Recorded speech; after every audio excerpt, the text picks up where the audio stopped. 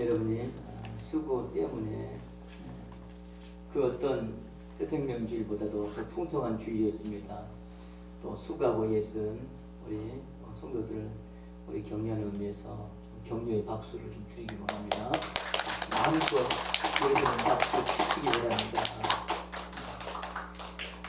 여러 가지 음식도 해주시고 또 이렇게 헌신도 해주시고 또 데려오시고 참 고생 많으셨습니다. 애쓰셨습니다.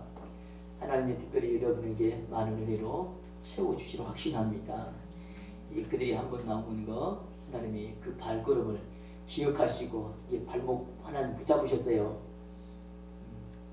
지금 도망 못 갑니다. 오늘 본문을 통해서 우리가 다시 한번 은혜 받기 원합니다. 우리 한번 고백합시다. 믿음 안에 거하는 행복한 교회, 믿음 안에 거하는 행복한 성도, 믿음 안에 거하는 행복한 가정, 믿음 안에 거하는 행복한 자녀. 오늘 이것을 하고 싶었는데 못했어요. 오후 시간 우리끼리 있으니까 함께 할 수 있는 것 같아요. 여러분, 행복한 교회, 행복한 성도, 행복한 가정, 행복한 자녀가 되기를 소원합니다. 어떻게 하면요? 믿음 안에 거하면 행복해질 수 있어요. 여러분, 도시 묵히를 잘했던 사람들이 참 많은데 특별히 도시 빈빈 사역을 했던 김지홍 목사님 여러분 아시죠? 아시는 분들 많이 아실 거예요. 지금은 이제 나이가 많아서 한 71세 때서 인퇴했어요. 그래서 이제 산속에서 수도원처럼 활동을 하고 있어요. 어렸을 때의 간증입니다. 스스로 지금 복잡한 인생을 살다 보니까 이 젊은이 대학생이 얼마나 복잡하게 살겠어요. 그런데 한마디 생각하면 자기가 좀 정신병이 들었다는 생각이 들었는가 봐요. 그래서 유명한 정신과 의사를 찾아갑니다. 특별히 뇌에 대해서 가장 박식한 그때 당시 최고의 의사라고 생각하는 최신의 박사를 찾아갑니다. 가서 진단을 받습니다. 여차여차해서 왔습니다. 아무래도 내가 정신병에 들은 것 같습니다. 이렇고 아니고서는 내가 이렇게 정상적인 삶을 살지 못하는 거 분명히 나는 정신병을 앓고 있습니다 라고 의사가 얘기했던 거예요. 그런 의사가 이렇게 말해요. 환자 중에 정신병이 들었다고 찾아온 사람은 정상적인 사람이다. 대개의 경우 정신병이 있는 사람은 자기가 정신병자로 생각 안 한다는 거예요. 그러나 학생은 정신병자가 아니고 정상인 사람이라고 하니까 어떻게 해요? 이 학생이 최 박사에게 항의를 하는 거예요. 아니, 내가 정신병인 줄 알고 있는데 왜 정신병이라는 진단을 안 내려주시냐고. 혹시 오진한 거 아니에요? 그냥 물었더니까 이 최 박사님이 계속해서 말하는 거예요. 야, 이 사람아, 자기 입으로 정신병자라는 사람은 정상적인 사람이야. 정신병이 든 사람은 자기가 정신병이 모르는 사람이 정신병자지. 답답한 가슴만 쳤다고 합니다.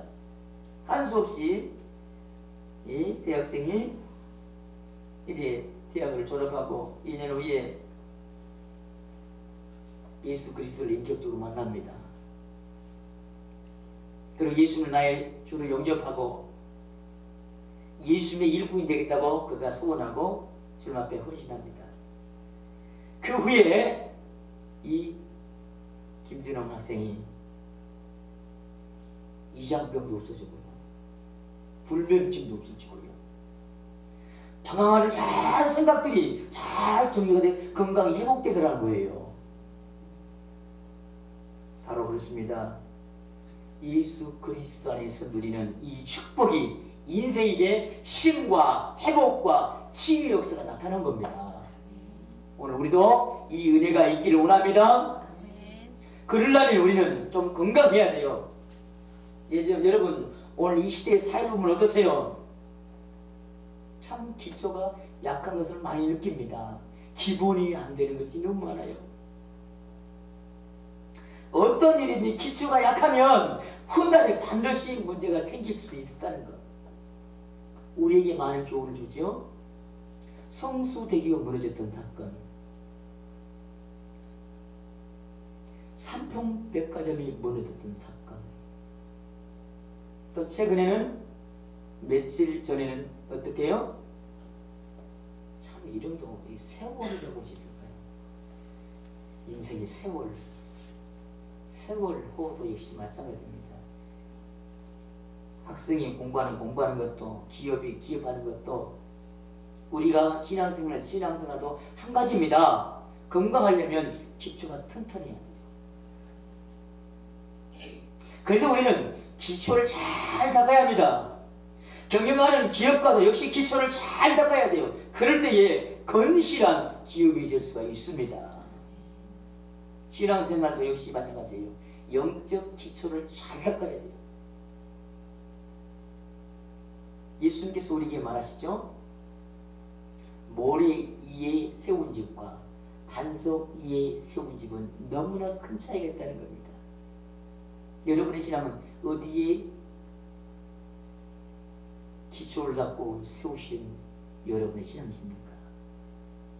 자신있게 어디입니까? 정말이세요?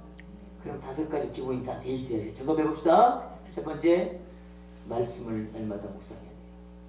말씀으로 돌아가야 돼요. 초대교회에 아주 구호처럼 있어요. 말씀으로.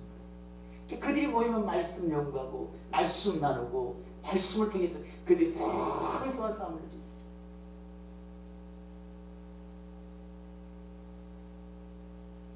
그래서 시편, 우리가 잘 아는 1편 1절부터 3절은 이렇게 말하죠. 복 있는 사람은 악인들의 길을 따르지 않으며 죄인의 길에 서지 않으며 오만한 자의 자리에 앉으냐고, 오직 여호와의 율법을 즐거하여 그 율법을 주야로 묵상하는 자로다.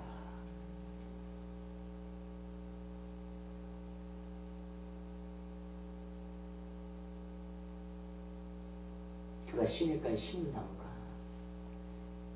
철을 따라 열매를 맺으며 그 잎사귀에 마르지 않음 같으니 그가 하는 모든 일이 다 형통하리로다.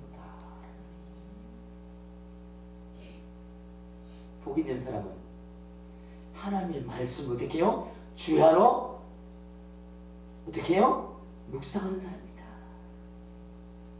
하나님의 말씀을 어떻게 묵상하는가? 즐겁게 여호와의 율법을 즐거워하여 주야로 묵상한다.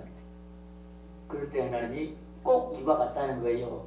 시냇가에 심은 나무가 때를 따라 열매를 풍성히 맺은 같이 이 사람이 형통하리라.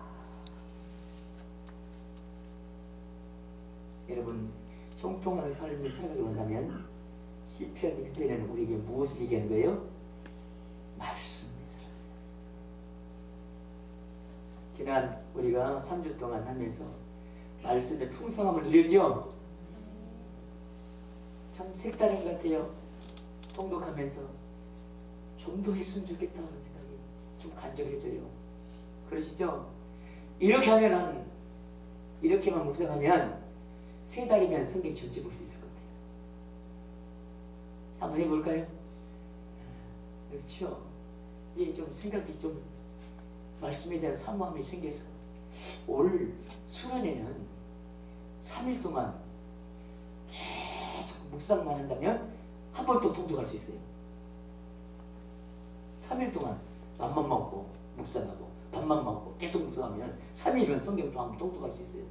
어떻게 하면 우리가 말씀을 잘 알아야 돼? 이거 우리 신앙의 기초예요.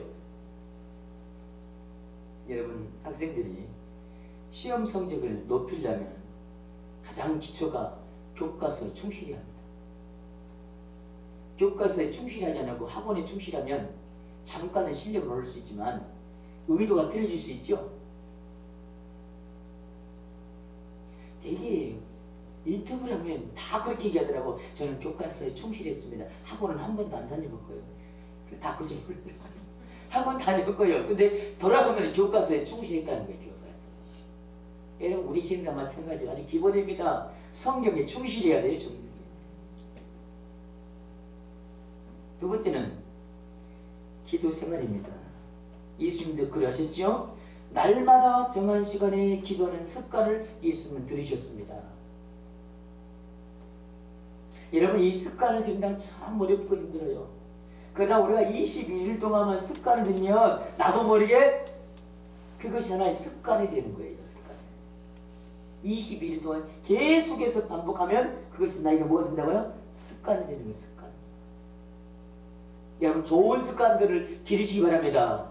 여러분 작정하고 20일 동안 기도해 보십시오. 기도의 습관이 될 겁니다.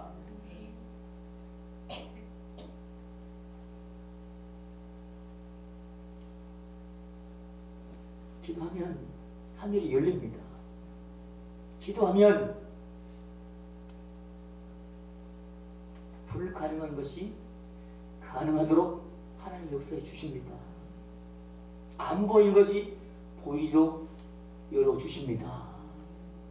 기도는 수많은 역사에 꼭 맞는 키와 같습니다.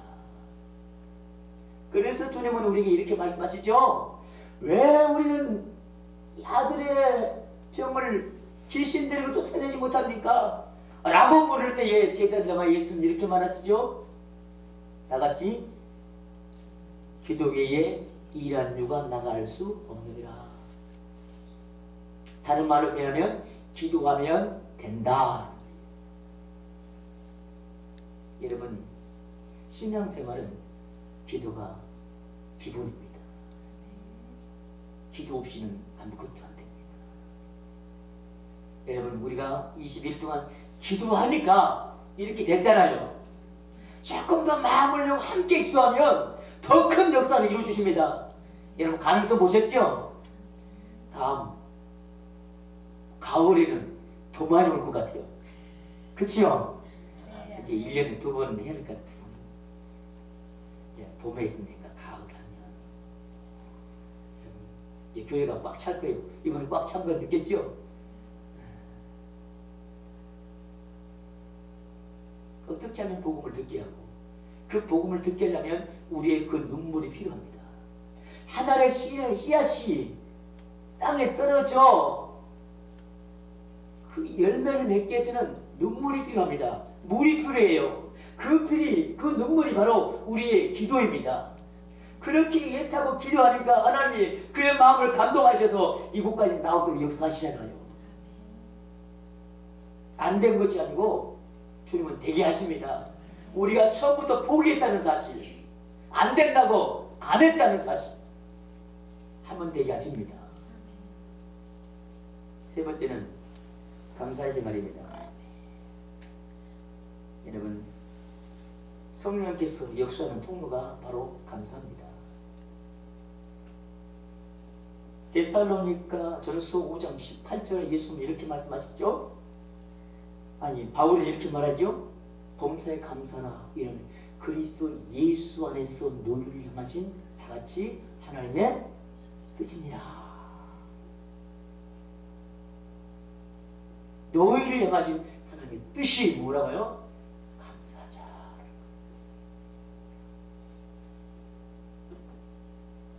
요한일서 1장 3절 4절에도 지금 마찬가지예요. 주님과 사귀는 삶, 이 감사의 삶을 살 때에 기쁨이 충만하고 그리스도와 누림의 축복이 있다고 말씀드렸습니다. 여러분 더 많이 감사하십시오. 오늘 이처럼 주님 앞에 예배 드릴 수 있는 거 너무 감사하잖아요. 네 번째는 전도의 생활입니다. 전도는 꼭 우리의 뭐가 하냐면 운동하는 것 같아요. 여러분 운동하지 않을 것 같아요? 살만 드륵드륵 찌더라고요. 걱정입니다. 살 빼야 되는데 아니 계속 늘어나요. 계속 늘어나요. 매일 먹고만 먹으니까 뭘 내일 보내야 되잖아요. 계속 축적만 되는 것 같아요. 말만 하겠다 보니 안 되겠다. 더 충격을 받아야 될지 모르겠습니다만 한번 작정을 해보려고 그래요. 여러분 기도해 주십시오. 그래서 이 전도는 운동과 같은 운동, 다이어트를 하게 하는 거예요. 몸에 살을 빼게 하는 거예요. 우리의 신앙에 걸친 것을 빼게 하는 거예요. 그것은 바로 영혼을 사랑하는 뜨거운 마음으로 체질을 바꾸는 거예요. 여러분 운동하지 않은 사람이 병든 것처럼 전도하지 않은 그리스도는 바로 병든 성도라고 볼 수 있습니다. 에스겔서 3장 16절부터 19절에 이렇게 말합니다. 며칠 후에 여호와의 말씀이 네게 임하여 이르시되 인자야 내가 너를 이스라엘 족속의 파수꾼을 세웠으니 너는 내 입의 말을 듣고 나를 대신하여 그들에게 깨우치라. 과연 내가 악인에게 말하기를 너는 꼭 죽으리라 할 때에 내가 깨우치지 아니하거니와 말로 악인에게 일러서 그 악한 길을 떠나 생명을 구원하게 하지 아니하면 그 악인은 그의 죄악 중에서 죽으려니와 내가 그의 핏값을 내 손에서 찾겠고 내가 악인을 깨우치되 그가 행한 악한 마음과 악한 행위가 돌이키지 않으면 그의 죄악 중에서 죽으려니와 너는 내 생명을 보존하리라. 우리의 모든 어디서 찾는다고요? 악한 사람이 깨우치지 않고 돌아서지 않으면 그것을 어디서 찾는다고요? 핏값을 네 손에서 찾는다. 전도하지 않으면 전도하지 않는 것을 어디서 찾는다고요? 우리의 손에서 찾는다.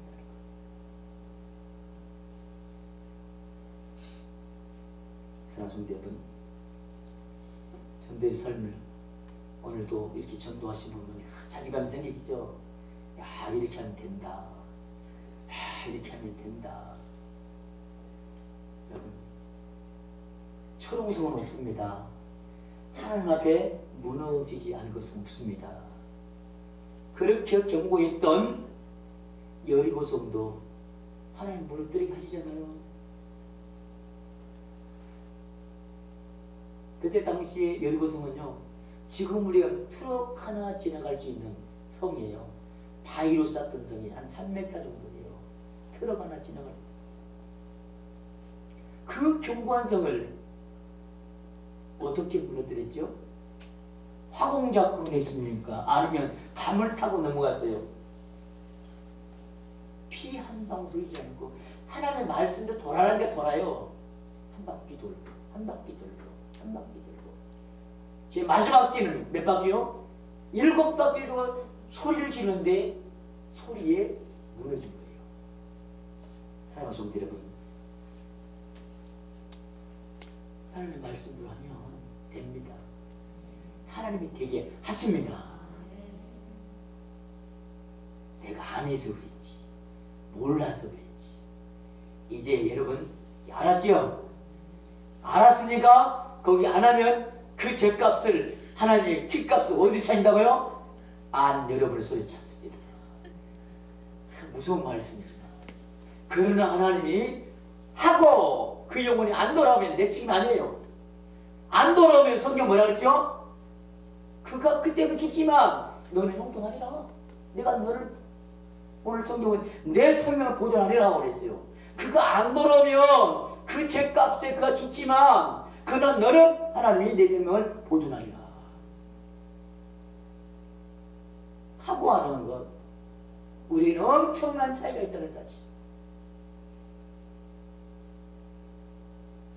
전도는 신앙의 기본이다.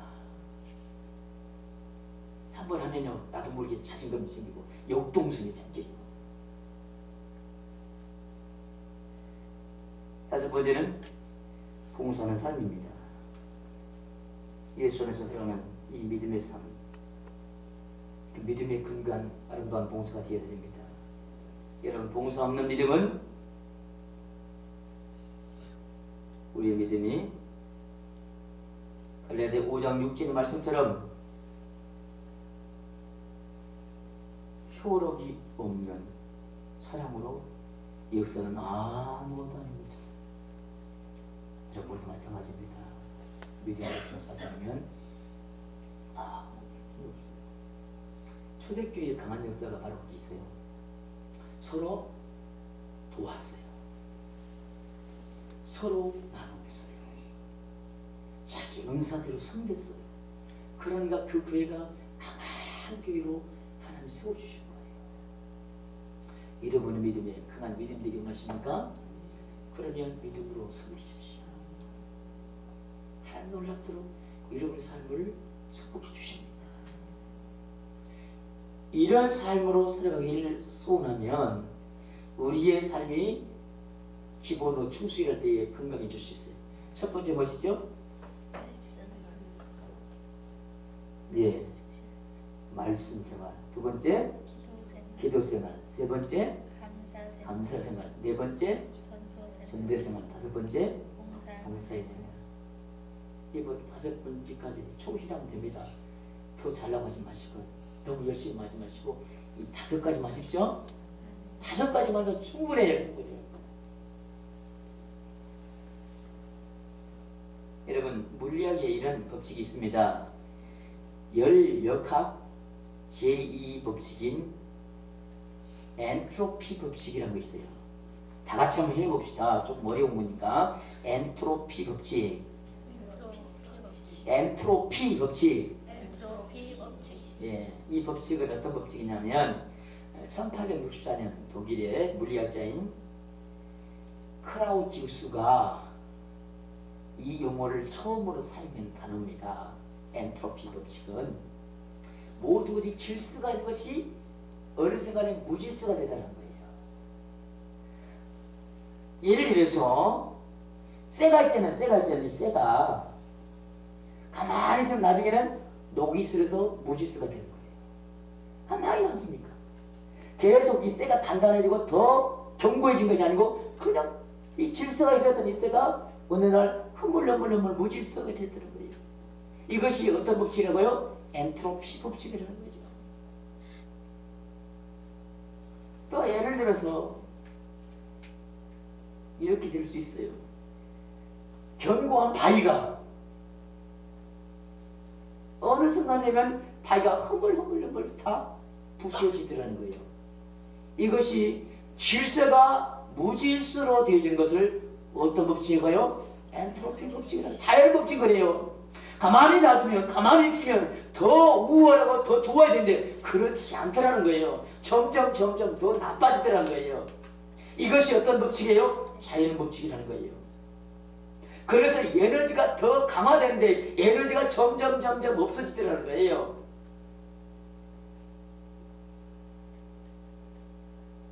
그러나 노벨 의학상을 받았던 쉐트셀로지라는 이탈리아의 수학자인 프린토피는 1974년에 그가 놀라운 하나의 또 법칙을 제시합니다. 세상은 어떤 법칙이 지배한다고요? 질서에서 무질서가 되는 엔트로피 법칙이 적용하지만 그러나 이 생명체를 유지하는 데는 신트로피 법칙이 적용된다는 거예요. 그 생명체를 유지하는 데는 엔트로피 법칙이 아니고 신트로피 법칙이 적용되는 거예요. 이것도 어려운 단어니까 한번 해봅시다. 신트로피 법칙. 엔트로피 법칙에다가 신과 M만 바꾸면 된 거예요. N이 뭘 바꾼 거예요? 신으로 바뀐 거예요. 엔트로피 법칙이 신트로피 법칙으로 바뀌더라는 거예요. 이 얘기는 어떤 것인가? 그 무질서한 것이 질서가 잡히더라는 거예요. 녹이 슬고 없었던 것이 다 철이 견고하게 되더라는 거예요.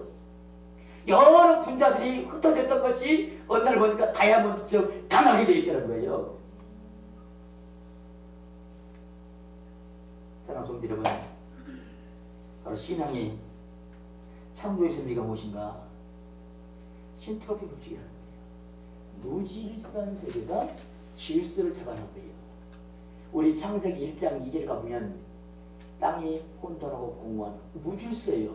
무질서는 하나님이 뭘 잡아요? 질서를 세워나가는 거예요. 우리 한번 성경 돌아가 봅시다. 창세기 1장 2절 말씀. 다 같이 읽습니다. 시작. 땅이 혼돈하고 공허하며 흑암이 깊은 게 있고 하나님의 영은 수면 위에 운행하시니라. 땅이 어떻게 해요? 혼돈하고 공허하며 흑암이 기쁨이 결국 무질서한 세상이 하나님을 위해서 창조함으로 질서를 세우는 거. 그래서 어떤 법칙요? 신토로피 법칙이라는 거예요. 신앙은요, 우리의 무질서한 죄로 얼룩진 삶을 바꾸는 거예요. 질서로 바꾸는 거예요. 우리의 죽을 수밖에 없는 이 무질서한 삶을 예수 그리스도의 부활을 통하여 우리에게 질서를 세운 겁니다.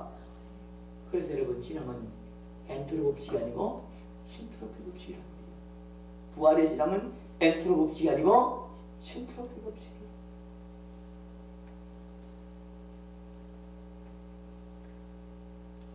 히랍의 철학자인 플라톤, 철학의 아버지라고 그랬죠. 이 플라톤이 남긴 말입니다. 무신론은 질병이다. 무신론자는 영적, 정신적 장애자들이다. 여러분, 100번, 1000번 옳은 말입니다. 이 시대는 영적 장애자들이 너무 많은 시대. 육은 열렸지만 영안은 닫혀있는 영적 장애인들이 너무 많습니다. 사랑하는 여러분, 지난 세기 미디안 영혼들의 한 사람 헬렌 켈러는 그는 보지도 못하고 듣지도 못하고 말하지 못하는 이 삼중고의 장애를 가졌지만 혼돈의 삶을 살았지만 그러나 하나님이 그를 모시고 살아갈 때에 그는 위대한 역사를 이뤘어요. 무질서가 뭘 바뀐 거예요? 질서로 바뀌게 하셨다. 여러분, 신앙은 바로 이런 삶을 살게 하는 위대한 힘이 있습니다. 이 힘이 바로 예수 부활의 능력입니다. 죄와 허물로 죽어갈 혼동 속에 빠질 우리를 향하여 질서를 세우고 새로운 새 생명을 갖고 소망을 갖게 하는 이 부활의 신앙으로 우리 모두가 거듭나기를 소원합니다. 이제는 우리 주 예수 그리스도의 은혜와 하나님 아버지 만가신 사랑하심과 성령의 교통내제 충만하시는 정에 하나님 이처럼 사랑하셨던 우리의 삶, 혼란스럽고 혼동스러운 것을 부활의 기쁨으로 새 소망과 또한 우리의 삶에 질서를 세우신 그 은혜를 따라 살아가길 소망하는 머리숙인 성도들 한 사람 한 사람과 저희들 가정과 직장과 사업과 자녀들과 몸된 교회와 이 나라의 민족에 특별히 주님 슬픔을 가지고 아직도 마음 졸이는 저 세월호의 사건에 희생된 모든 유족들 위해 이제부터 영원토록 함께 갈지어다. 아멘.